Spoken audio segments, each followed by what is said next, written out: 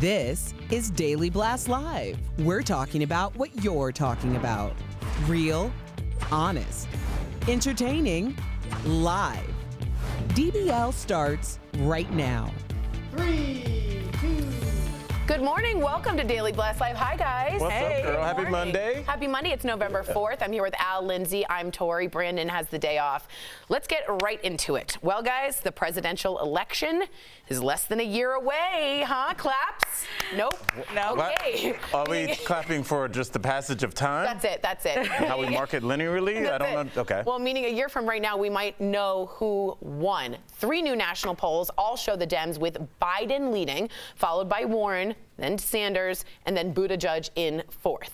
Meantime, President Trump is facing an impeachment inquiry. You may have heard something about it. No, I didn't hear. No, really interesting. Well, we want to know basically your predictions. We are about a year out. We know this is crazy. We know it's probably not going to be what happens. But Lindsay? Well, thanks for just completely negating our predictions. We know this is going to be totally erroneous. No, but who knows? No, I think based on research and looking at all these polls, I do think that Trump is going to win again. And I say that because if you look at what he's doing in the battleground states like Arizona, Pennsylvania, Michigan, he's beating Elizabeth Warren, who is perceived frontrunner, by the same amount of points he was beating Hillary at this time when they ran in 2016. So I don't know, but that's what it looks like to me. So you're all in for a Biden-Trump. No, I think it's going to be Bernie versus Trump. Bernie-Trump, but Trump takes it. I think so, yeah. Okay, so that's Lindsay's. So we're going to have the audience vote with all of you guys. So Lindsay's is Bernie-Trump, Trump takes it. Al, go ahead. Well, I'm going to do just flip a B, and I'll put Biden in there instead of Bernie.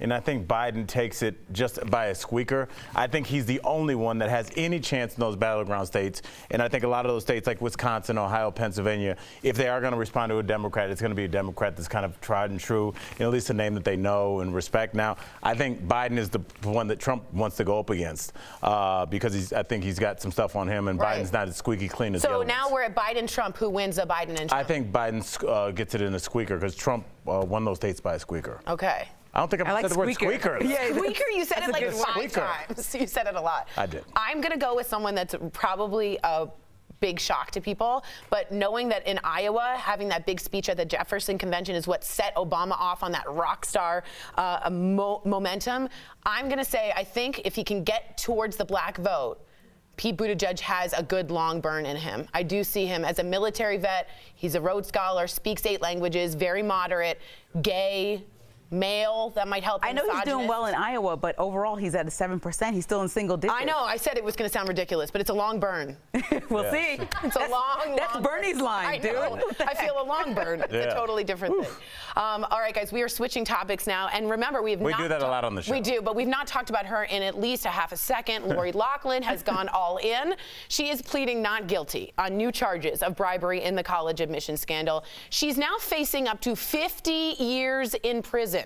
But now we're learning it was her husband, Massimo, who reportedly convinced her to plead not guilty. Friends were encouraging her to take a plea deal, which she had on the table, by the way, this week, but she ultimately listened to her hubby, which has us asking, who do you listen to, your friends or your partner?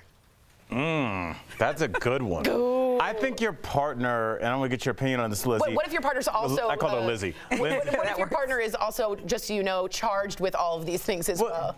Are we talking about in general or in this specific case? In a high-stakes case, do you listen to your girl or do you listen to me and your friends? I don't know. I would listen to somebody that maybe was on the outside because I think my friends could give me a perspective like, Al, I love you, but to everybody else, you look really guilty, so I'll take a plea. Because when you're inside of it, you just can't see. That's interesting. Lindsay, what do you think? I get the united front with your husband or partner, but I don't know. I would ask a lawyer also and friends, put them all together and come up with my own decision. I can't just rely on one. And also, partner. you can kind of push your lawyer. I mean, obviously, you have can I just go to my lawyer and be like, I want to fight this? Yeah. Yeah, they have to listen to you. Yeah, so I think that's the problem weird. with this is that every time she has a plea deal on the table and she says no, they up the charges. She's done it now almost, I think, 3 times. So the advice to me is horrendous. Yeah, right. I would absolutely listen to my friends and do the Felicity Huffman. I'm calling it a thing now. That's a thing. The Felicity Huffman. That sounds like a dance. You do show the remorse. Felicity Huffman. Do the Felicity Huffman. All right. This is a crazy story. You're never going to believe what one teacher at this North Carolina high school is accused of doing. So she reportedly segregated her students based on their religious and political beliefs, including whether or not they support abortion. The Spanish teacher, remember, Spanish teacher, has been suspended with pay while they investigate. So what do you think? Is it ever okay for a teacher to ask students about their beliefs? This is a big back and forth with the Pledge of Allegiance. Everyone wanted to take out on God. And I think it's not a problem to let kids express themselves if you ask them about religion. But the problem for me was when she started dividing them based on their answers. Yeah, that is really problematic and uncomfortable for a teacher to be doing. Because I think naturally you're going to talk to your friends about what church you're going to on Sunday or what you did over the weekend. So that should be normal. And if you want to talk about it. Isn't it so weird that they're segregated in their Spanish class and then we'll probably go to a social studies class where they learn about us being a melting pot? I know. And how everybody should be together? That's so strange. Why the Spanish teacher, what is that about? I think that this person might have been going through some things. That doesn't seem like anything that. She was a substitute that just got a job as a Spanish teacher within weeks of being a substitute. So I don't know if they were a shortage of teachers or what. Well, if your kids, let's say Elijah comes home and says, hey, my teacher asked me all about Christ and if I believe in Christ. I would have a real problem with that. You would have a real problem with that? Yes, unless it's at Sunday school. Really? So no religious beliefs for you to be discussed? What are we talking about that for? Unless you're in a religious studies class, there's nothing to do with it. Okay.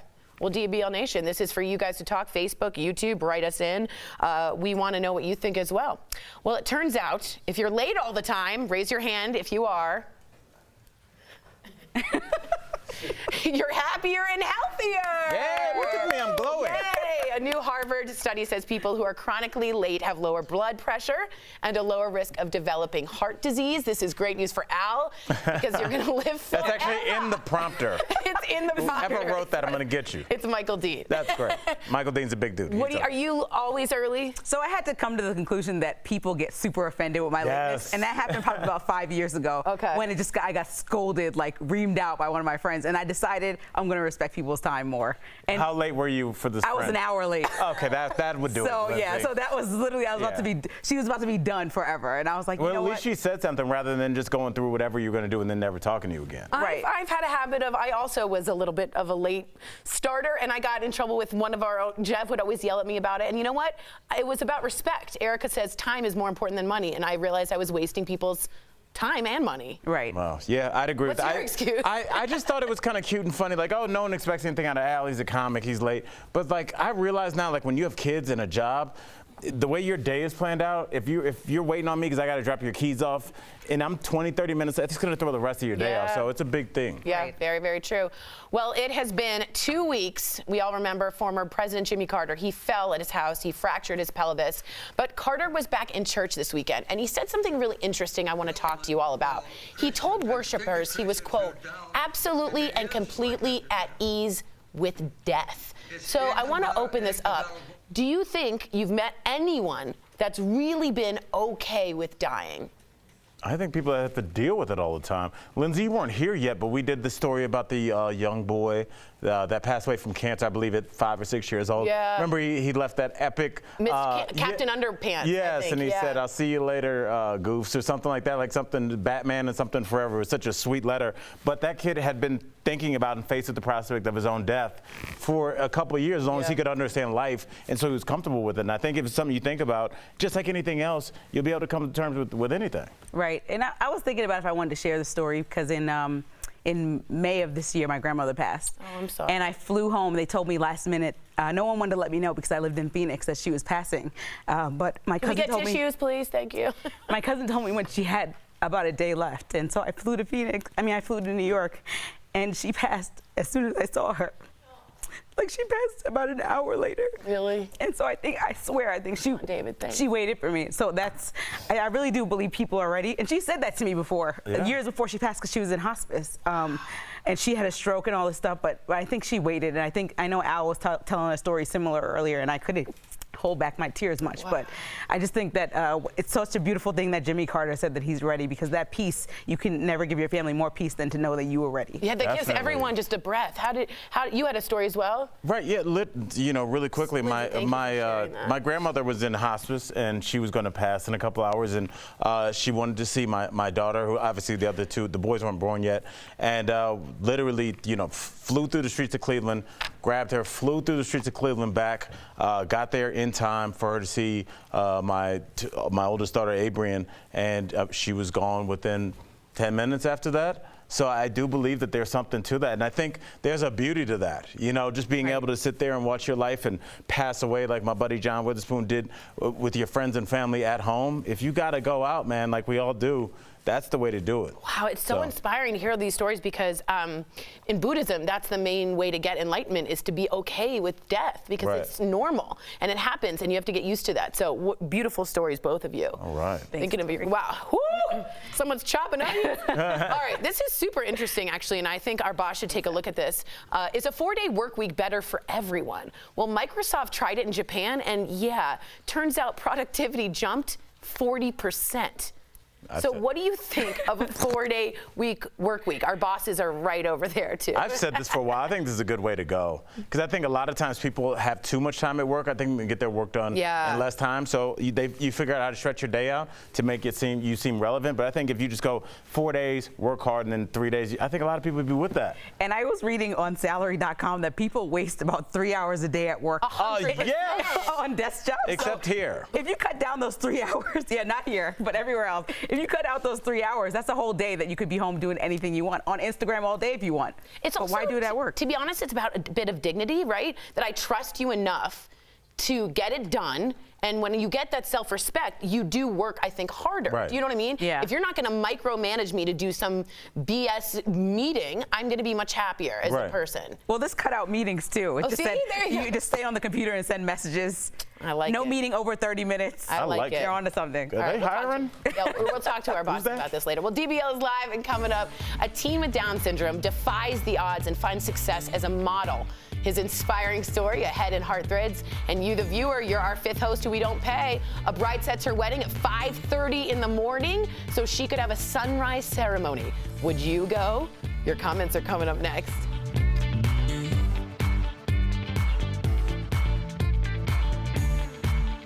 I need you to bring the energy today. Let's go.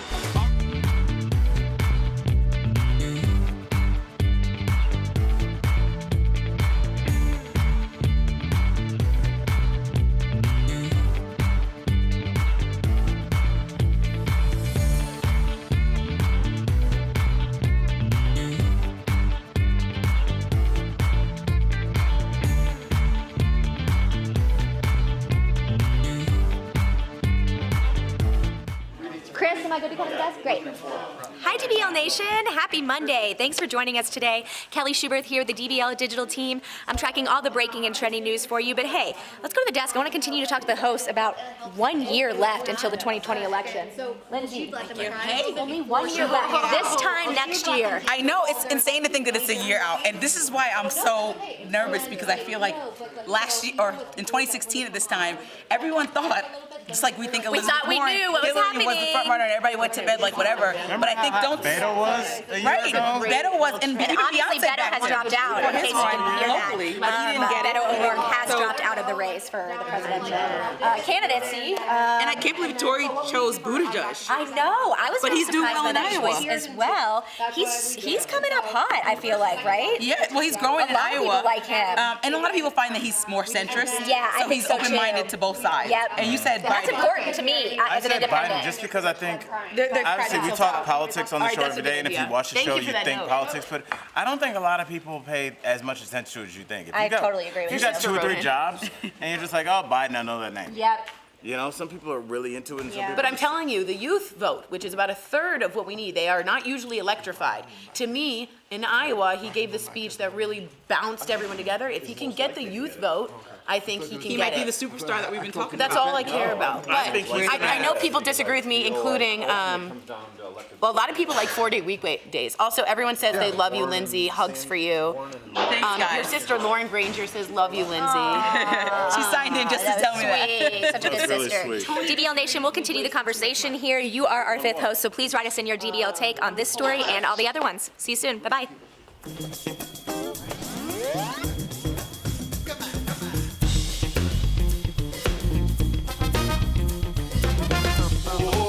This November, escape the winter with a luxury included Caribbean vacation to Sandals Resorts. Watch Daily Blast Live every day for a word of the day. Then enter at dailyblastlive.com/sandals for your chance to win a 4-day, 3-night escape for 2. The winner will be announced on DBL November 26th. Stop dreaming and start entering for your chance to win the trip of a lifetime. Welcome back to DBL. That looks so nice. Oh doesn't my, I'm it? still thinking about it. Oh, sandals. All right, it's time for 5th host. We talk about what you're talking about. A bride and groom are getting a ton of backlash for setting their wedding at 5:30 a.m. Yeah, you heard that right. They want a sunrise ceremony, and that has guests fired up. So DBL Nation, would you attend a 5:30 a.m. wedding? And is it even okay to complain about this? All right, Martha from Twitter says, an early wedding sounds interesting. It's more time to party. And Oy vey. I like Martha. In theory, I would love to go to this wedding. It sounds good, but 5:30 is like unrealistic. I think that maybe the reception should be the night before and you just stay up till 5:30 a.m. because otherwise, I don't know how I'm going to get fully dressed at like 3:30. Totally. Women have to get up like 2 hours before. Right. It just seems like a lot. But I understand it's not my day. So I'll might back not off be and probably anybody's just day suck at it up. 5:30. Christopher from Facebook says, I wouldn't go to my own wedding at 5:30 a.m. Bro, I have to agree with you on that one. That's a rough one. I don't know. I mean, I would just be really upset because I don't want to be part of anybody's imagine. Like, it's going to be a sunrise. Look, the marriage is going to be long and hard. You should have it at a factory. What? Isn't that better prep for marriage? What does that mean? Every day, punching the clock. It's not going to be sunrises Al, and you're puppies. such a romantic. It's not. They should have it somewhere. It should be at the airport, lost baggage. Wow. Right there. That's gonna do it. Hey, Al. This is what it's gonna be like. People Guess I'll never mad get for married. no reason over stuff they can't control. Who hurt you, Al? Who hurt you? All right, we're going to Vicky because you're making me sad inside. Vicky from Facebook says, I would only go if it was for family. Guys, what happens before sunrise? There's no sun. It's freezing. What a terrible, terrible That's a good idea. point. It's going to be cold. It's going to be shivering. You're kind of nauseous. You're angry. You're yawning. The pictures will look dreadful. I'm puffy. I'm not going. You're not going? No. What if it's like a family member? Tori, you How would close go. am I to this family member? I mean, that's ridiculous. What a bad decision.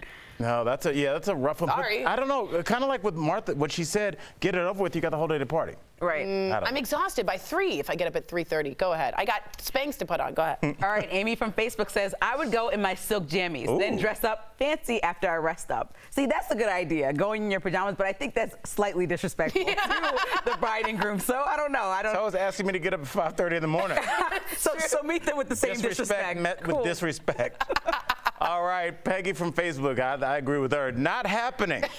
Just look at the pics at sunrise. Let people nap, then party. I agree with you on that. I think 5:30 is just maybe 5:30 should just be you and your husband somewhere having a really intimate moment before the actual ceremony where everybody else is involved. That way you kind of get the best of both worlds. You guys have whatever moment you want with the sunset, and then your guests can sleep and sunrise, and then your guests can sleep and be actually happy for you guys when you have your wedding at 3:30 in the afternoon.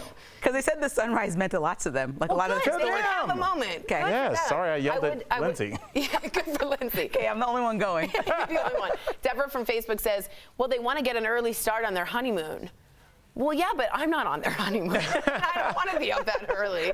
So it's a no for me because women have to get up much, much earlier, and some men as well. Well, anyway, thank you for writing in. We appreciate that. Well, the next reality TV star might have ties to a powerful drug cartel. Raquel, what's going on? That's right, Tori. Right now, El Chapo's wife is in talks to be a TV star. TMZ reports Emma Coronel may join VH1's cartel crew. She was recently spotted in a meeting about being part of the cast. The reality show is in its second season, and it follows people who have past connections to drug cartels and how it affects their lives. Right now, her husband is behind bars, but the Sinaloa cartel remains powerful.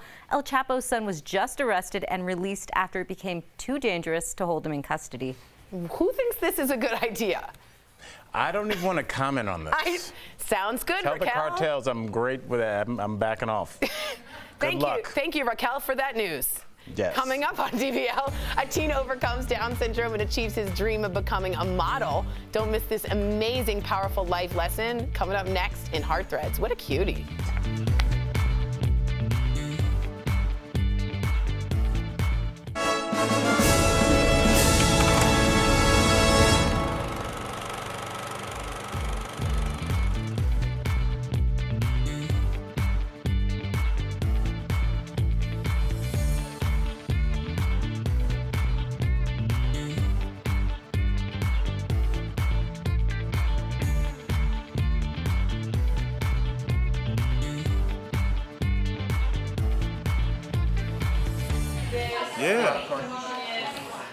Yeah, you had a who's who. I can't believe it was your high school. Sam, we're just talking about, she just went to her high school and did a speech as like one of the speakers. Yeah. And I'm like, Dude, hey, she is like GDS, you can always call me. Go Grasshoppers.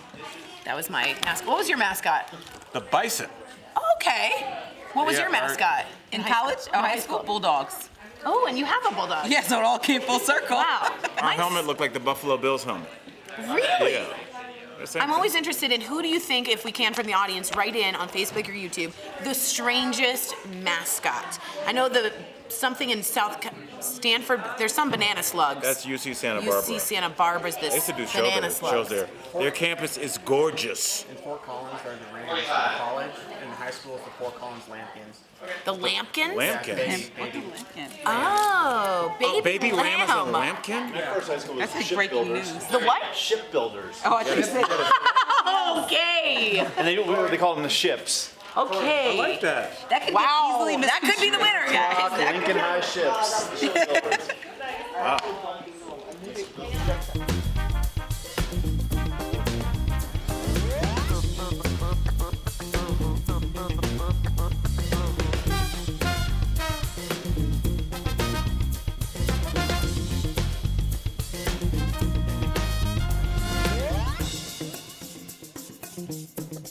Today's Sandals word of the day is beach.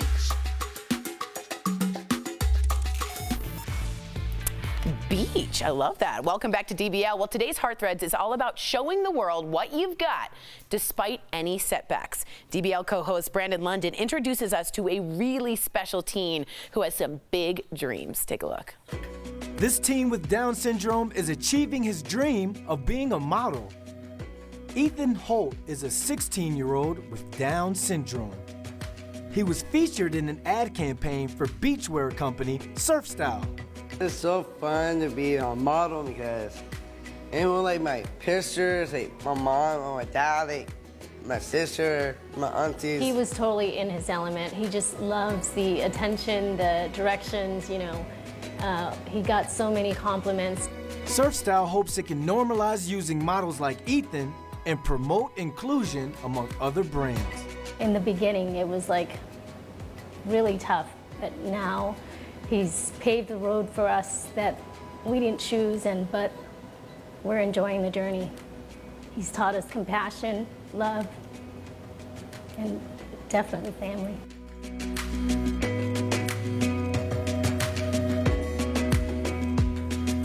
Now that's what we call a supermodel. We'll be right back.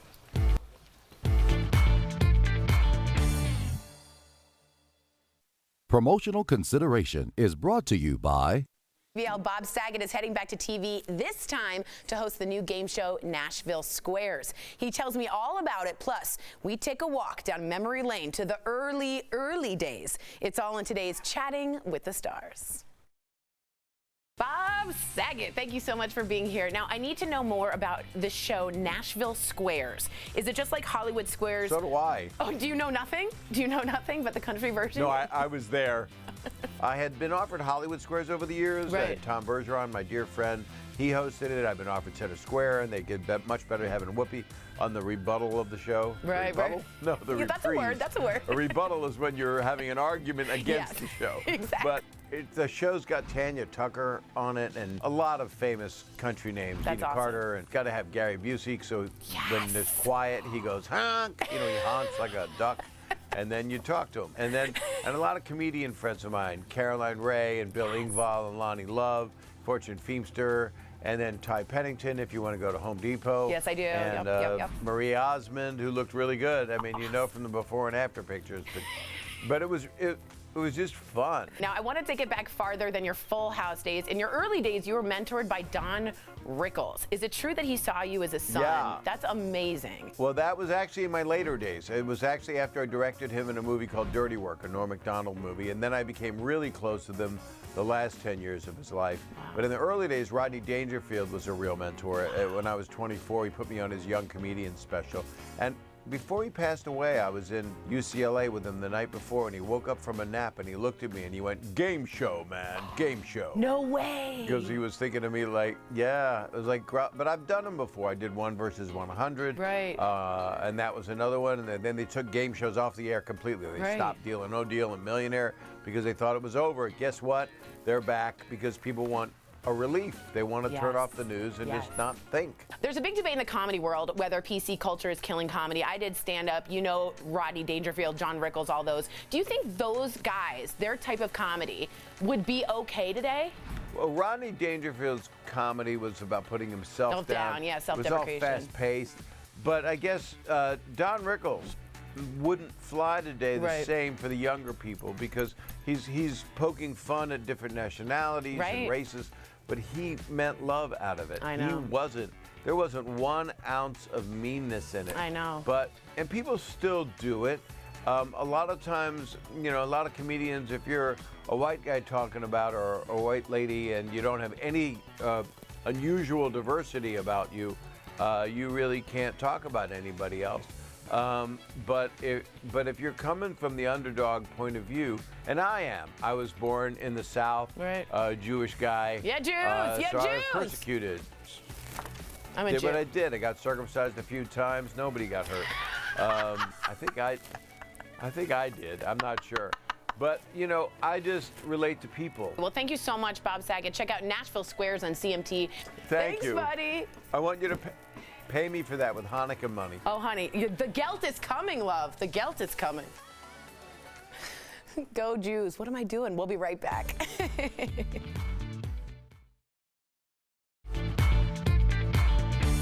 Welcome back to DBL. We love sharing your comments that might not have come through, Al, right? Oh, no, we got some comments. Okay, of course. And a lot of them are showing love to our girl, Lindsay. Thank you, guys. Obviously, your sister said, love you, Lindsay. Tell your sister we feel the same. Our girl, Shirley D. Taft. What's up, Shirley DeBose? How are you? We love you, Shirley. She says, hugs to Lindsay. And our boy, Kyle Baxter, says, I feel for you, Lindsay. Whatever happens, you are never alone. And you know, that's why I really love the show because, you know, it's just like talking to my friends, and I would share that story with you guys off camera. So I think it's important that other people know that Tori shares a lot about her mom, too, and what she's going through, and I think it's important to be open and honest. That's our show, transparency at its best, so you can relate to us. Also, Shirley wrote that she has one son living, one that's passed, and she's looking forward in case something ever happens because she'll be reunited. And I think that's a beautiful thing with pets or family members to think about, to give us all hope. So thank you for sharing that, Shirley. We'll see you same time, same place tomorrow. Be good to each other because we're all facing uphill battles. All right, bye, guys.